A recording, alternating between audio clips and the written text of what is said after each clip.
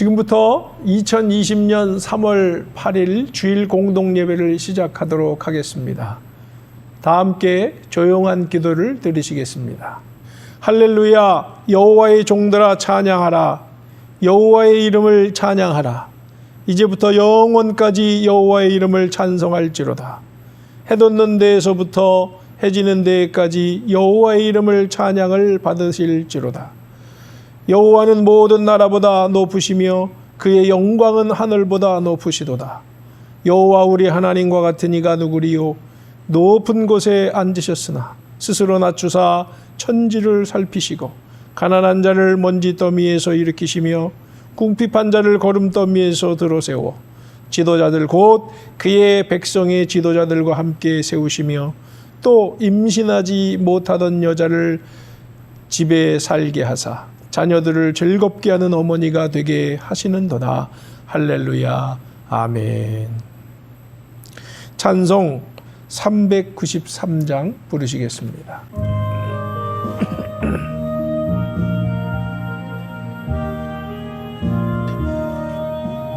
오 신실하신 주 내 아버지여, 늘 함께 계시니 두려움없네.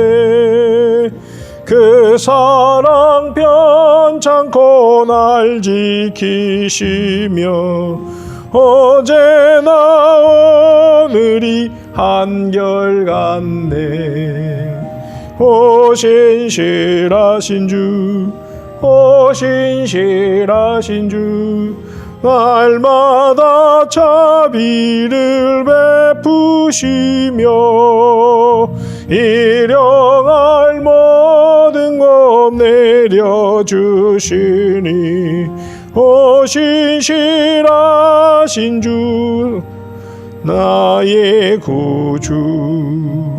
봄철과 또 여름 가을과 겨울 해와 달 별들도 다 주의 것. 만물이 주 영광 드러내도다. 신실한 주 사랑 나타내네.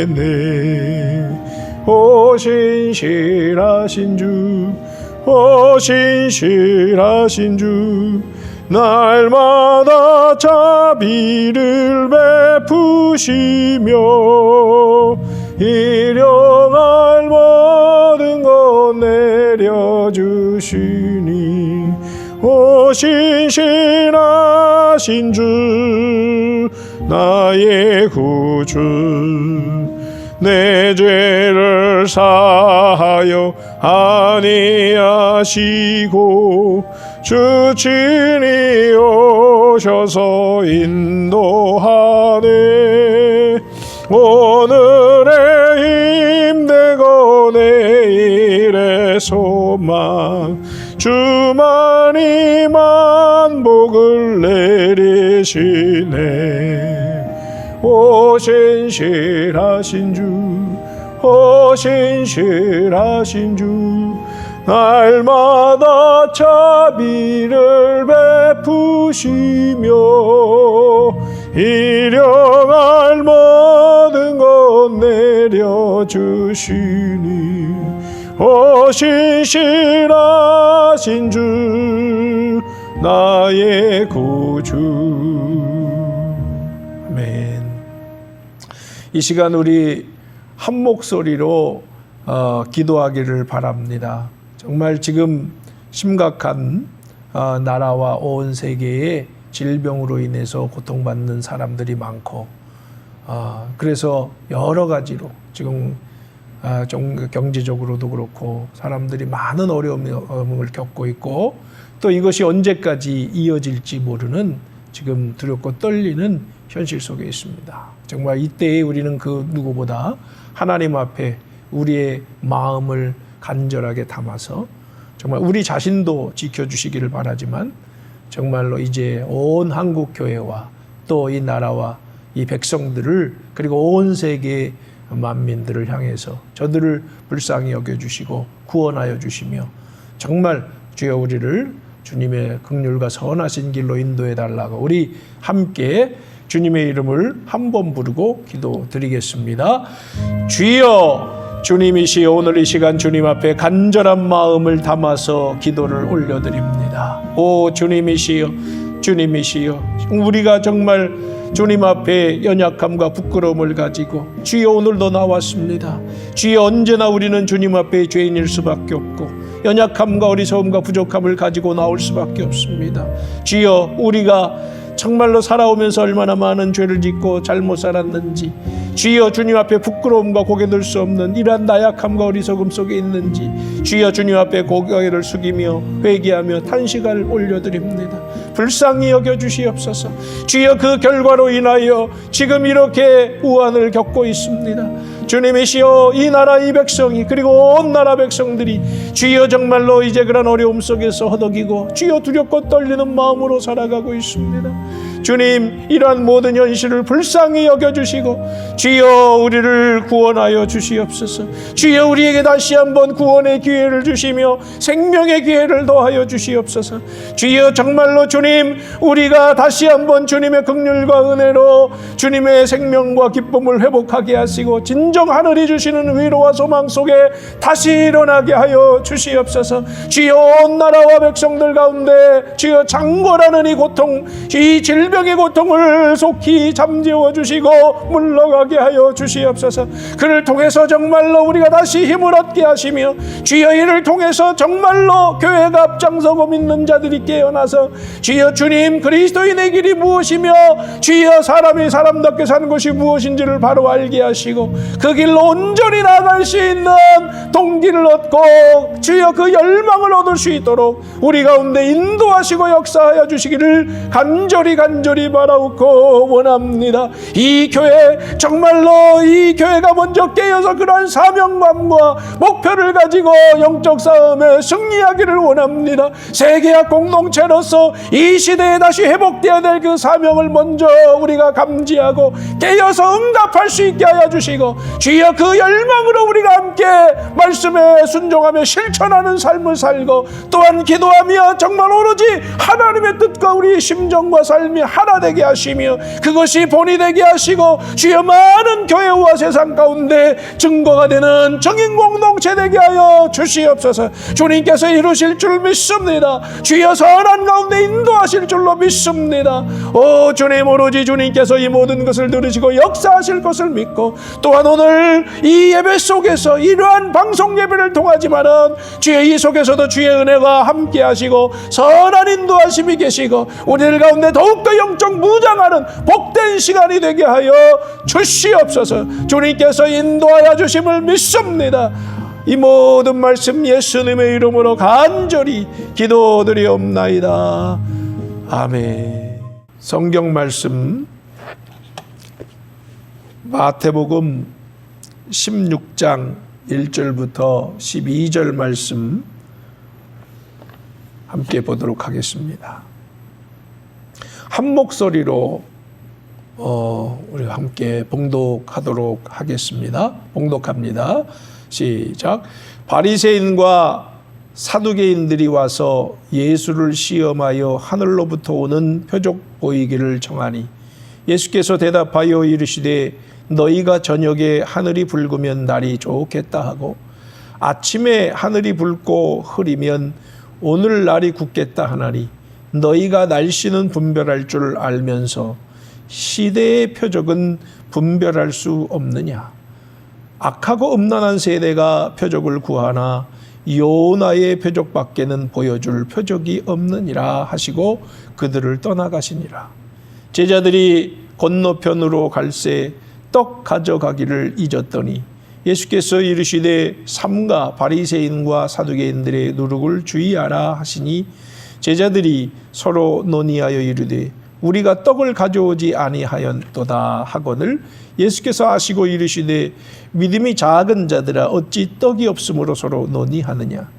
너희가 아직도 깨닫지 못하느냐. 떡 5개로 5,000명을 먹이고 주운 것이 몇 바구니며 떡 7개로 4,000명을 먹이고 주운 것이 몇 광줄이었는지 기억하지 못하느냐. 어찌 내 말한 것이 떡에 관함이 아닌 줄을 깨닫지 못하느냐. 오직 바리새인과 사두개인들의 누룩을 주의하라 하시니 그제서야 제자들이 떡에 누룩이 아니요 바리새인과 사두개인들의 교훈을 삼가라고 말씀하신 줄을 깨달으니라. 아멘. 현재 온 나라와 세계는 바이러스 공포로 인해서 두려워 떨고 있는 시국입니다. 그래서 우리는 지난주에 이어서 예배당에 모이지 못하고 각자 가정에서 방송 설교를 이렇게 드리고 있습니다. 이러한 심각한 세계적인 차원의 환경 위기는 역사적으로 없었습니다. 그런데 이런 현실을 좀 더 깊이 있게 살피는 분들은 현재 겪고 있는 위기가 경고 수준이라는 겁니다. 이 말은 앞으로 얼마나 더 무섭고 대단한 바이러스의 공격이 있을지 아니면 또 다른 차원의 환경 위기가 찾아올지 모른다는 말입니다. 그런데 이런 생각들은 단지 막연한 공포심에서 말하는 것이 아니라 우리가 사는 시대가 그런 위기를 부를 심각한 원인자들을 많이 가지고 있다는 토대를 근거해서 말하는 것이란 점이 우리를 더욱 두렵고 떨리게 만든다는 겁니다. 그렇다면 우리는 질문을 해야 합니다. 교회는 이러한 현실을 두고 어떻게 이것을 해석하고 또 무엇을 공동체적으로 고민하고 대책을 세워가야 하느냐라고 하는 것입니다. 과연 어떻게 해야 될까요? 그러한 고민과 또 동기를 이제 바로 알고 방향을 바로 세우는 일을 저는 오늘 이 본문의 말씀을 통해서 찾아보고자 합니다. 그 길이 무엇인지 우리가 함께 나눌 때 주님의 놀라운 깨닫게 하시는 은혜와 또 우리의 길이 분명하게 밝혀지기를 주님의 이름으로 간절히 축원합니다. 먼저 예수님은 당시 하나님의 종교인 유대교가 시대의 표적을 분별하지 못하고 있다고 지적하신 것을 오늘 보게 됩니다. 당시 유대교를 대표하는 두 리더 그룹이 바로 바리새인과 사두개인들입니다. 이들은 원래 아주 서로 다른 것이 많은 그러한 두 세력입니다. 성경을 이해하는 것부터 다르고 지위도 또 다르고 여러 가지로 다른 것이 참 많은 사람들입니다. 여기에 대해서는 익히 우리가 잘 알고 있는 바도 있고 해서 어느 정도 생략을 하도록 합니다. 이처럼 서로 신앙적인 입장과 신분이 다름으로 인해서 서로 때마다 갈등이 있었던 이 두 그룹이 공공의적인 예수님을 물리치기 위해서 서로 협력하는 것을 오늘 우리는 봅니다. 백성들이 다들 예수님을 유대인들이 기다리는 메시아라고 하면서 따르고 또 그를 따라서 그들을 향한 관심과 존경이 한순간에 다 예수님을 향해 쏠리게 되었습니다. 이런 일이 사두개인들에게는 정치적인 입지에 아주 큰 도전이 되었고 반면 바리새인들에게는 그들의 종교적인 위신에 큰 타격을 입게 되었습니다. 특히 당시 유대인들은 누구나 메시아를 기다리고 있었지요. 그들이 고대하는 메시아는 초인적인 힘을 가지고 유대인들을 로마로부터 해방시켜 주실 분으로서 그를 통해서 옛 다윗 왕국의 영광을 다시 회복하실 분이라고 믿고 기다리고 있었던 겁니다. 그런 입장을 대변해서 오늘 이제 이 사두개인과 바리새인들은 말하는 거죠. 당신이 메시아라면 하나님이 주시는 그 능력을 보여주십시오. 그러면 우리가 믿겠습니다라고 하면서 예수님의 메시아됨에 대해서 시험하며 질문하고 있는 것입니다. 그런데 그런 그들을 향해서 예수님이 책망하시는 것은 시대의 표적은 분별하지 못한다라고 말씀하셨다는 겁니다. 그럼 왜 그렇습니까? 자고로 참된 하나님 나라 백성 공동체의 지도자라고 한다면 지금 그 나라와 사회와 시대가 어디로 흘러가고 있는지, 어떤 영적 상태에 있는지, 그리고 문제점은 무엇인지 이런 것들을 바로 분별해야 되고 또 그를 통해서 신앙적인 대책, 대안을 내어놓아야 한다. 이것이 종교 지도자다라고 분명히 예수님은 밝히시고 있는 겁니다. 그런데 시대의 그러한 표적을 분별하지 못한다고 말씀하시는 것은 바로 이것을 두고 말씀하시는 것이 아닙니까? 자, 그들은 정말로 지금 그들이 어디로 가고 있는지, 무엇을 해야 하는지 깨닫지 못하고 있는 것입니다. 이러한 예수님의 책망은 모든 시대의 하나님 나라의 지도자들에게 주시는 책망이고 경고임을 오늘 우리는 이 말씀을 통해 도전을 받습니다. 오늘의 목회자들에게 떨어지는 책망이라는 말씀을 우리는 지울 수가 없습니다. 지금 이 나라와 민족의 정치, 사회적 위기 현실, 환경 위기, 그리고 영적 위기 등 이런 것에 대해서 전혀 대책이 없는 이 교회의 현실은 1차적으로 저와 같은 목회자의 책임입니다. 나아가서 세상에 대한 교회의 책임인 것을 우리는 인식해야 하는 것입니다. 왜 그렇습니까? 하나님은 교회에게 세상을 맡기셨기 때문입니다. 엄청난 고난을 주셨는데 이 엄청난 고난이라는 것은 엄청난 책임을 요구하고 있는 것입니다. 우리는 여기에 대해서 거룩한 부담을 가져야 하는 것이죠. 그럼 유대교 지도자들이 시대의 표적을 분별하지 못하는 이유는 무엇일까요? 우리는 이것을 질문해 봐야 할 것입니다. 그것은 그들의 잘못된 교훈이기 때문입니다.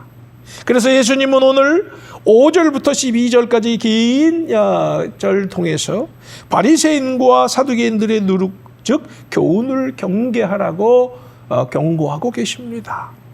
그렇다면 그들의 어떤 교리적인 문제, 교훈의 문제가 있는 것일까요? 유대인들은 자기들만 하나님이 선택한 의로운 백성이라고 믿고 있었습니다. 그 증거가 그들은 바로 율법을 가지고 있다는 것이고 그들은 할례를 받았다는 것이죠. 그러니 선택되어 의롭고 거룩한 백성이 된 그들만 구원을 받을 것이고 이방인들은 죄인이고 지옥의 땔감이 될 것이라고 그들은 생각했습니다. 그런 그들은 로마를 비롯한 세상이, 이 이방 땅이 심판받고 멸망하는 것은 전혀 두려운 일이 아니었습니다. 오히려 그날이 그들이 드디어 맞이해야 할 복되고 영광스러운 날이라고 그들은 믿고 있었고 소망하고 있었던 것입니다. 그렇다면 그러한 신앙의 토대는 어디에서 오는 것입니까? 그들이 성경을 잘못 해석해서 그런 것이지요. 성경을 잘못 해석하니까 가장 기본적으로 하나님과 세상과 하나님 백성의 관계가 잘못 설정되어 가게 되는 것입니다. 이렇게 질문해 봅시다. 하나님이 정말 세상이 망하길 바라실까요? 하나님은 당신의 백성만 사랑하실까요?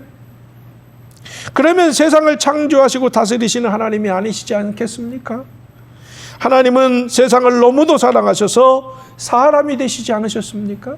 바로 그분이 지금 말씀하시는 예수님이 아니십니까? 세상을 위해서 또 십자가에 결국 달리시지 않습니까? 마찬가지로 예수님은 그 백성들을 부르셔서 무엇을 하기를 바라실까요? 그들만 구원받기를 바라실까요? 아니면 만백성이 구원에 이르기까지 예수님의 심정으로 헌신하기를 바라실까요? 그러니 성경을 잘못 해석하면 정말 하나님의 뜻에서 갈수록 멀어지는 이러한 끔찍한 일이 발생하게 되는 겁니다. 여러분, 무엇보다 신앙의 세계에서 제일 경계해야 할 것은 오늘 유대인들이 보여주고 있는 특별의식에 사로잡히는 것입니다. 이것이 성경을 잘못 해석한 대표적인 요소라고 할 수가 있습니다. 오늘 이 말씀을 통해 그럼 오늘 우리의 현실 살펴보기를 바랍니다. 정통 기독교는 어떻습니까? 지금 온 세상에 바이러스가 관영하자 적잖은 그리스도인들이 말세가 왔다고 그러면서 주님을 맞이할 준비해야 된다고들 말합니다. 세상이 심판받을 때가 되었으니 믿는 사람만 구원받고 살자는 거 아니겠습니까? 지금 우리를 분노하게 하는 신천지가 누굽니까? 그 극을 달리는 왜곡된 종말 신앙을 가지고 있는 사람들 아닙니까? 그러면 질문해 봅니다. 적잖은 교회와 그리스도인들이 신천지의 종말신앙과 얼마나 다르다고 여러분 생각하십니까?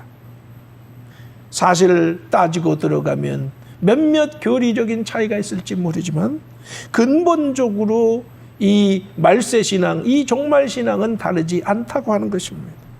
놀랍게도 예수님 당시 유대교인이나 오늘날 기독교나 그리고 신천지 같은 이단이나 하나같이 이러한 잘못된 교리에 사로잡혀 있다는 겁니다.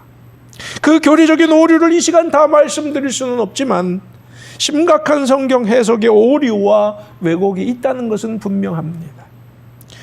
자, 여러분 그 결과를 우리는 좀 생각해 봐야 하는데, 당시 유대인들이 고대하던 영광의 날, 승리의 날, 그 날은 왔을까요? 그들의 끝이 무엇이었습니까? 바로 역사적인 심판이었습니다. 그들은 약 40년 흘렀을 때 로마 제국에 의해서 멸망을 당했습니다. 왜 그렇습니까? 잘못된 가르침과 그로 인한 신앙은 구원이 아니라 멸망을 부르는 것이 하나님의 법이기 때문입니다. 오늘날 교회가 두려워야 할 이유가 바로 여기에 있다는 겁니다. 우리의 믿음이 엄청난 실패의 결과를 부를 수도 있다는 교훈이 여기에 담겨져 있습니다. 특히 우리만 구원받겠다, 우리만 특별하다라고 하는 이 신앙은 당장 회개하고 내려놓아야 하는 것입니다. 그런 세대를 향해 오늘 예수님께서는 아주 중요한 한 가지를 말씀하셨지요. 요나의 표적 이외에는 이 세대가 받지 못할 것이다, 이렇게 선언하셨습니다. 이 말씀이 매우 중요하지요. 공간복음 중에서도요, 이 오늘 우리가 읽은 마태복음에만 요나의 표적에 대해서 12장에 이어 이 16장에 두 번이나 강조하고 있다는 것을 우리는 알아야 합니다. 그럼 요나의 표적은 무엇을 말씀하는 것일까요? 요나의 표적에 대한 더 구체적인 말씀이 사실 마태복음 12장에 38절에서 42절 가운데 나오고 있는데요, 그것을 정리해 봅니다. 그 핵심은 두 가지입니다. 첫째로 개약의 말씀을 푸는 설교를 들어야 한다는 말입니다. 예수님은 요나가 니느웨 백성들에게 멸망을 선포했을 때 회개한 사건과 솔로몬의 지혜로운 말을 들으러 남방 여인이 온 사건을 말씀하시면서 그를 통해서 개약 말씀의 선포, 설교가 얼마나 중요한지를 강조하여 주셨습니다. 우리는 여기서 먼저 깨달아야 될 것은 개약이 얼마나 중요한지 알아야 된다는 겁니다. 구약과 신약이란 말, 우리가 구약 성경, 신약 성경 이렇게 성경을 둘로 나눠서 말씀합니다. 자, 이것이 무슨 뜻입니까? 두 계약이라는 뜻이지요. 옛 계약과 새 계약이라는 뜻입니다. 예수님은 산상수훈을 통해서 새 계약의 말씀은 옛 계약을 폐한 것이 아니라 완전하게 하려 함심이라고 말씀하셨죠. 그게 마태복음 5장 17절에 율법을 처음 선포하시기 전, 재해석해서 선포하시기 전에 이렇게 말씀했습니다. 다시 제가 읽어드립니다. 내가 율법이나 선지자를 폐하러 온 줄로 생각하지 말라. 폐하러 온 것이 아니요 완전하게 하려 함이라. 여기서 율법과 예언자는 옛 계약을 말씀하는 거 아닙니까? 이 말씀은 지금 유대교가 계약에서 멀어졌다는 말씀이지요. 그래서 계약이 깨졌다는 뜻입니다. 그래서 예수님은 새 계약을 맺으러 오신 것이지요. 그렇다면 이제 하나님 백성은 새 계약 백성의 길로 인도받아야 하는 것입니다. 그래서 옛 계약 백성이 실패한 신앙을 다시 반복하지 말고 새 계약 신앙을 통해서 이 땅에 하나님 나라를 실현해서 만민을 구원하는 시대적이고 역사적인 사명의 길로 나아가야 한다는 것입니다.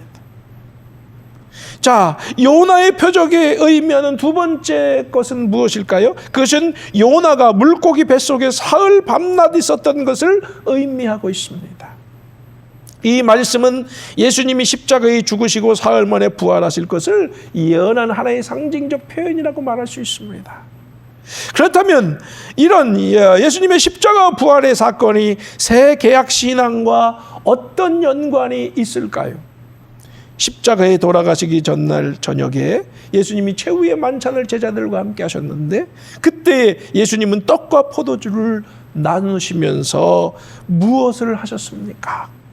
우리가 잘 알죠? 성찬식이라고 하는 거, 그 의미가 무엇입니까? 그 한 구절, 마태복음 26장 27절에서 28절 말씀인데요. 이걸 현대어 성경의 표현으로 읽어드립니다. 너희는 모두 이 잔을 받아 마시라. 이것은 새 계약을 표시하는 나의 피다. 이것은 새 계약을 표시하는 나의 피다. 많은 사람의 죄를 용서하기 위하여 흘리는 나의 피다. 라고 말씀하셨습니다. 십자가에 죽으시면 계약을 맺으실 수가 없기 때문에 그 전에, 돌아가시기 전에 바로 계약을 미리 맺으셨고 십자가를 통해서 그 계약이 성취된 것입니다. 자, 그래서 예수님이, 이 말씀은 예수님이 십자가에 돌아가신 것은 새 계약을 맺으시는 사건이라는 것을 말씀하는 거지요. 예수님이 우리의 죄를 위해서 십자가에 죽으셨다는 말, 오늘 그런 구절도 나왔는데, 자, 그 말은 곧 예수님이 믿는 사람들로 하여금 새 계약 공동체의 일원으로서 초대하셨다는 말로 오늘 이 예수님의 마태복음 26장 이 본문을 통해서 우리는 확인할 수가 있는 것입니다. 그렇다면 계약 공동체의 일원이 된 사람은 구원이 완성된 것이 아니라 구원의 길로 새롭게 접어든 것이라는 것을 우리는 확인하게 되는 것입니다. 그럼 교회 안에서 우리가 무엇을 해야 합니까? 새 계약의 말씀을 따라서 우리가 바로 배우고 무장해서 먼저는 공동체를 하나님 나라의 모델로 세워가는 중체에 대한 사명이 있는 것입니다. 쉬운 일이 아니지만은 반드시 이것을 교회는 이루어 가야 하는 것이죠. 그리고 그 권세를 통해서 하나님이 기름 부으셔서 온 땅에 하나님의 나라가 이루어지도록 하는 그런 사명의 길로 나아가는 겁니다. 이 길만이 진정한 생명의 길이요 구원의 길인 줄 믿습니다. 우리는 잃어버린 계약신앙을 회복해야 합니다. 단순히 구원받았다는 구속신앙에서 세상에 대한 사명의식으로 투철한 계약신앙으로 다시 무장해야 하는 것이지요. 그를 위해서 앞에 보듯이 우리 공동체가 추구하는 새 계약의 조항들을 실천하면서 동시에 기도해야 하는 겁니다. 여러분들에게 나눠드리고 우리 교회도 붙여놓고 계속해서 우리가 몇 개월 이상 씨름한 이 내용이 너무도 중요한 그러한 우리의 계약의 실천 조항들 아닙니까? 이것을 위해서 우리가 함께 지금 씨름해야 합니다. 지금 세상이 왜 이렇게 질병으로 온 세계가 허덕이고 있습니까? 그것은 우리가 잘못된 음식 문화, 잘못된 위생과 환경 문화, 이런 잘못된 것들로 인해서 이런 일들이 지금 온 세계에 퍼져가고 있습니다. 이것에 대한 우리가 회개를 먼저 그리스도인들이 해야 하고 교회가 먼저 각성해서 다시 한번 주님의 계약신앙으로 돌아와야 될 줄로 믿습니다. 그래서 다시 말씀드리지만 새 계약의 조항들을 분별해서 우리가 실천하면서 또 정말로 이 권세가 교회와 또 이 나라와 온 세계를 이제 새롭게 변화시키고 구원할 수 있게 해달라고 우리는 함께 기도해야 할 줄로 믿습니다. 우리가 할 수 있는 것은 이것뿐이지요. 그러면 주님께서는 반드시 놀라운 일을 허락해 주실 겁니다. 우리는 이렇게 기도해야 됩니다. 주님, 이 땅을 치유해 주시고 바른 길로 이끌어 주시옵소서.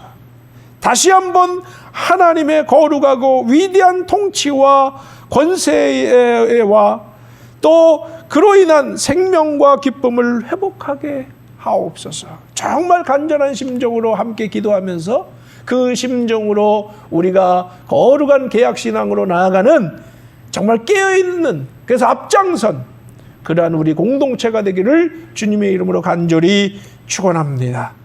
기도하겠습니다. 사랑의 주님, 여전히 우리를 불쌍히 여기시고 선한 길로 인도하시기 위해서 이 역사를 도도하게 진행시키시는 주님, 지금 가장 큰 위기를 맞이한 이 환경적 그리고 영적 위기 속에서 이것이 가장 중요한 기회라고 말씀하시는 것을 우리는 듣습니다.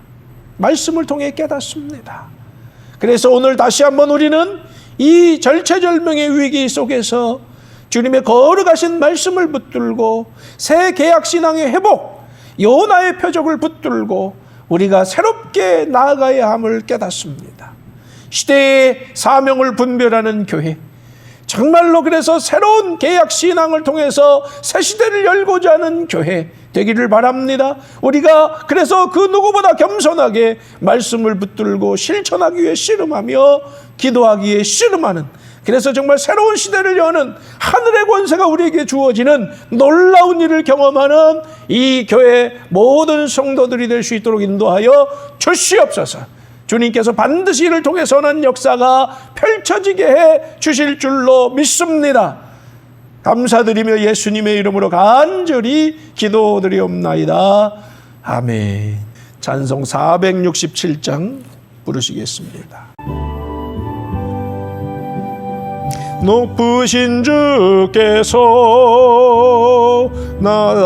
낮아지심을 낮은 자를 높여주심이요 부요한 주께서 가난해지심을 가난한 자 부요케 하심이라. 주여 이 몸이 무슨 말씀 드리리까. 나의 작은 옥합을 주님께 드립니다. 거룩한 주께서 겸손하셔서 제자까지 발을 씻기셨네. 죄 없이 흘리신 십자가 보혈을 죄인들을 구원케 하심이라. 주여 이 몸이 무슨 말씀 드리리까. 나의 작은 옥합을 주님께 드립니다. 십자가 지시고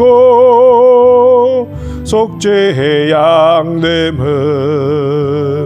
우리들을 구원하심이요 감당기 어려운 그 크신 사랑을 깨달으며 다르게 하심이라. 주여 이 몸이 무슨 말씀 드리리까. 나의 작은 옥합을 주님께 드립니다. 아멘. 교회 소식 간단히 전해 드립니다. 코로나 바이러스로 인한 이 나라와 또 온 세계에 큰 어려움을 겪고 있는데 위에서 정말 우리 함께 많이 기도해야 되고 또 우리가 근본적인 해결을 위해서 깨어서 씨름하고 기도하며 말씀 실천에 최선을 다하는 우리 세계화 공동체 되기를 다시 한번 주님의 이름으로 간절히 부탁드립니다. 그리고 우리가 온라인 예배를 드리다 보니까 우리가 이제 또 헌금하는 문제가 있습니다. 그래서 이제 헌금은 우리가 단체 톡을 통해서 올려드리는 이제 계좌를 통해서 항목과 아울러 본인의 이름 아마 파악이 되겠지만은 항목과 아울러서 이렇게 헌금을 작든지 크든지 이제 드리시면 다 적절하게 저희들이 조치하도록 하겠습니다. 부디 정말 여러분 건강 잘 지키시기를 바라고 그를 위해서 절제하며 최선을 다해서 지금 정부나 방송을 통해서 요청하는 것들을 잘 순종해서 누구보다 모범적으로 잘 이제 나아가서 위기에 정말 해결을 위해 협력하는 우리 모든 공동체 지체들을 되시기를 주님의 이름으로 간절히 부탁드립니다. 이제 우리 다 함께 축도하겠습니다. 이제는 우리의 길이요 진리요 생명이 되시는 예수 그리스도의 크신 은혜와 그 아들을 보내신 아버지 하나님의 그 놀라우신 사랑과 때마다 힘들고 어려고 지치고 도움과 위로가 필요한 자들에게 진정한 위로가 되시고 소망이 되시고 권세가 되시는 성령님의 위로하심과 역사하심이 오늘 함께 예배를 드린 모든 지체들과 가정 위에 그리고 이 향남 공동체 위에 그리고 지금 온통 병마로 인해서 두렵고 떠는 이 나라와 온 세계 만민과 나라들과 백성들 위에 이제부터 영원토록 함께 하시기를 간절히 축원하옵나이다. 아멘. 이로써 3월 8일 주일 공동 예배를 마치도록 하겠습니다. 다음 만날 때까지 주님의 축복이 함께 하시기를 바랍니다.